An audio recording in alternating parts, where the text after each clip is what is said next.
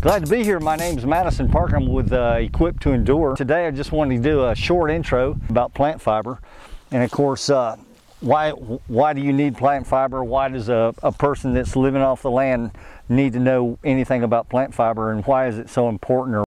This right here is just a sample of some of the pieces of cord that are found in the area where I have my training facility in North Florida. This is yucca. Now yucca grows wild there. We have tons of it, and it's abundant, so it's probably the go-to plant fiber for that area of the country. Now here, where we are here in North Carolina, I would think something like the poplar tree, tulip poplars and things like that would be the type of plant fiber you're looking for. I see some willow trees down on the creek there. They also provide plant fiber.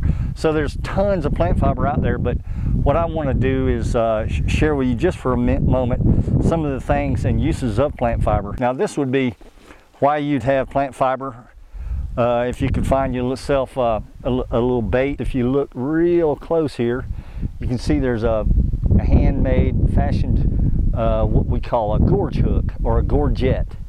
Okay, and this is an Indian trick that they use to make hooks on the end of their fishing lines. Trapping in basically a fishing line is trapping. Okay, now this is also plant fiber. This is willow, started from a green willow shoots, and I basically fashioned it in an elongated pattern so that you could use for a very small arrows or darts, maybe blowgun darts or something like that. And then for the double duty, simply take a bottle like this, get your knife, cut the bottom of the bottle out. Now I wouldn't want to use this particular bottle, but I'm just using this for the sake of the short intro here. Stick it in here. Now you probably have to put a spacer in there to strengthen this, or maybe have a bigger bottle actually. You stick that in there like that, maybe put a rock in it, but you'd want to put some freshwater shrimp or some worms, or in my case, where I live in Florida, there's lots of crayfish and you can find them everywhere. And you put 2 or 3 crayfish, maybe you wound them or hurt them so they can't get out.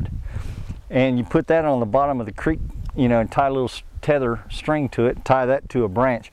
And of course, you're not going to get big fish in this, obviously, but a handful of minnows would be something you're looking for, and maybe a couple of brim shell crackers or something like that. So this is an example of what you can do with plant fiber in the trapping side. So you're going from plant fiber to trapping here. This is an example of a bow quiver. Now most of the time when you're thinking of arrows that go into quivers, most people think of hides or deer hides.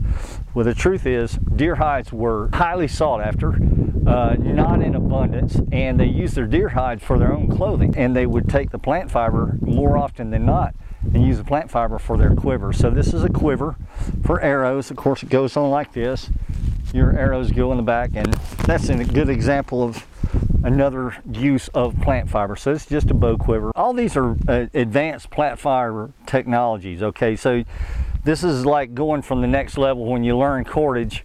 This is where you're going after you learn cordage. So it's just kind of like the advanced levels of plant fiber. So this would be just a simple ammo pouch, maybe rocks. If you're a slinger, you know, you'd use the Dave and Goliath sling, or maybe you've got the higher tech models of the slingshots. Put your ammo in here, and you know, you just basically like this, you're good to go. Okay, this is a collection basket. One thing we understand from the North American Indians is they knew very clear about containers, burden baskets, always having their hands empty. They always had something to put whatever they gathered or hunted in. This would be something they used to gather like acorns. Okay, this was basically an inspiration from an acorn collection basket. 100% plant fiber. There's no synthetic fiber in this.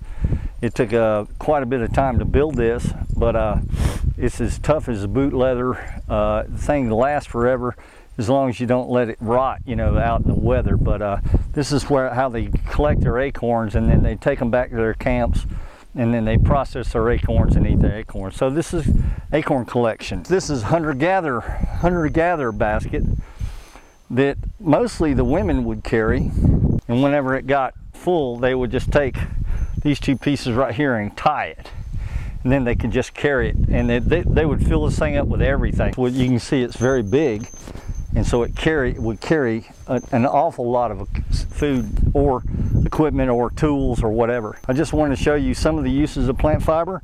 I teach these skills as well as other skills. I'd like to invite you. Equip to Endure website will take you to all the courses that we offer. This happens to be one of the courses that I teach, especially in the summertime. You want to learn more about plant fiber, go to the E2E website, Equip to Endure. You can find this and other of the skills that are available online there. Remember, if you're not always prepared, you're never prepared.